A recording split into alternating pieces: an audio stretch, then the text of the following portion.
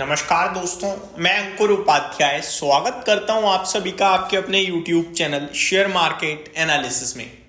On an average आज portfolio 2.5 से 3.5% नीचे हुई है इन्वेस्टर्स की, 2.5 से 3.5%। अब इस रेंज से अगर ज़्यादा टूटी है तो थोड़ा सा ज़्यादा टूटी है आपकी पोर्टफोलियो, और इस रेंज से अगर कम टूटी है तो थोड़ा अच्छा करके गई है आपकी पोर्टफोलियो। आज के दिन मार्केट में दो तरीके के सवाल थे। पहला, ये गिर क्यों रहा है, और दूसरा, क्या HMPV वायरस इतना डेंजरस है कि बाजार को इतना ज्यादा गिरा दिया। तो जो लोग हैं, मेरे जैसे भी हैं कुछ, जो कह रहे हैं भैया HMPV वायरस के चलते गिर तो रहा है लेकिन ये वायरस उतना इंपैक्टफुल नहीं है। तो दूसरी तरफ कुछ ऐसे लोग भी हैं जो कह रहे हैं भाई केवल और केवल FIIs की सेलिंग है, HMPV वायरस वगैरह कुछ नहीं है। तो यहां पे सबसे पहले तो आपको ये समझना है कि आज सेलिंग और HMPV वायरस दोनों की वजह से बाजार गिरा। मैं ये इसलिए कह रहा हूं क्योंकि केवल सेलिंग होती तो फिर आपके हॉस्पिटल और डायग्नोस्टिक स्टॉक्स में तेजी नहीं बनती। हॉस्पिटल और डायग्नोस्टिक स्टॉक्स चले हैं क्योंकि उन्हें दिखता है, उन्हें लग रहा है कि शायद ये प्रॉब्लम बढ़ सकती है और हमारे प्रॉफिट्स या रेवेन्यू में इजाफा हो सकता है। लेकिन इस बीच में काफी इन्वेस्टर्स बड़े मासूम जो होते हैं, जो सिर्फ भाव को फॉलो करते हैं, वो क्या करेंगे कि इन्हीं को लेने चल देंगे। मैं आपको बताना चाहूंगा, जैसे ही पासा पलटेगा कि भैया HMPV का उतना कुछ नहीं है, जैसे इस समय भी न्यूज़ आ रही हैं बट हम लोग टोटली अवॉइड कर रहे हैं। जैसे अभी भी अगर कोई रिपोर्ट पढ़ोगे आप तो वो ये कहेगा कि इतना सीरियस नहीं है ये। और जो लोग HMPV वायरस को नया समझ रहे हैं, मैं उनको बताना चाहूंगा 2011-12 में US, यूरोप और कनाडा में इसके काफी सारे केसेस आए थे। काफी सारे मीन ऐसे नहीं जैसे कोविड के केसेस थे, सेवरल केसेस मिले थे और वो आया चला गया नॉर्मल। स्टिल अभी जो चीजें चल रही हैं, चाइना में भी काफी चीजें बाहर आ रही हैं कि भैया इतनी प्रॉब्लम का विषय नहीं है, लेकिन स्प्रेड काफी हो गया है, नंबर ऑफ केसेस बढ़ गए हैं बस।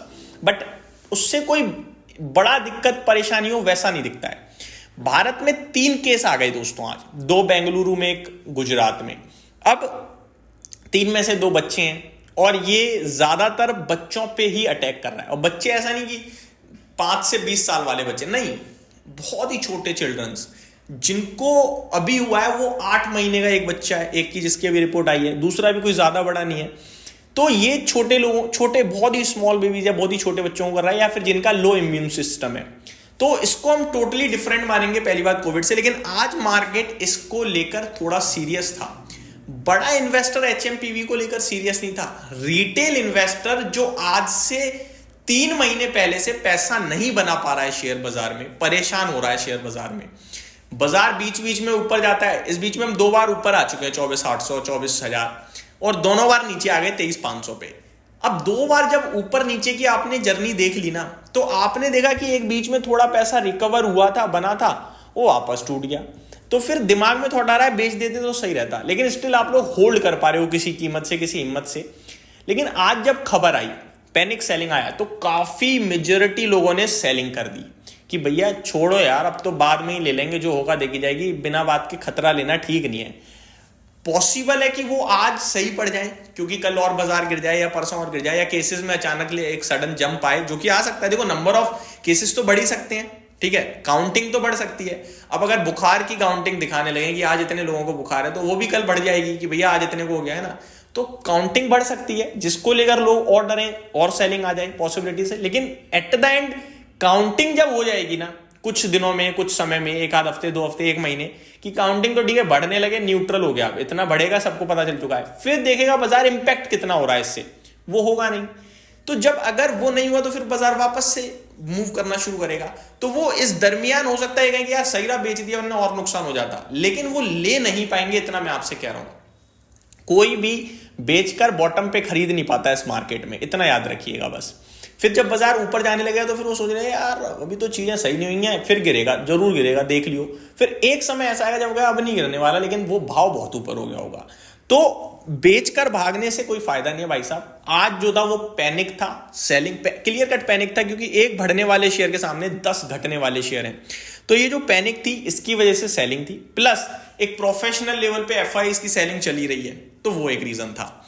वहीं तीसरी बात करूं अगर मैं, तो क्वार्टर 3 के अपडेट्स काफी बैंकों ने पेश करे हैं, वहां से तो कोई ऐसी प्रॉब्लम नहीं दिख रही है कि क्वार्टर 3 के खराब अपडेट है या वर्स्ट अपडेट है। रिजल्ट सीजन से भी बहुत ही खराब अनुमान है, नहीं।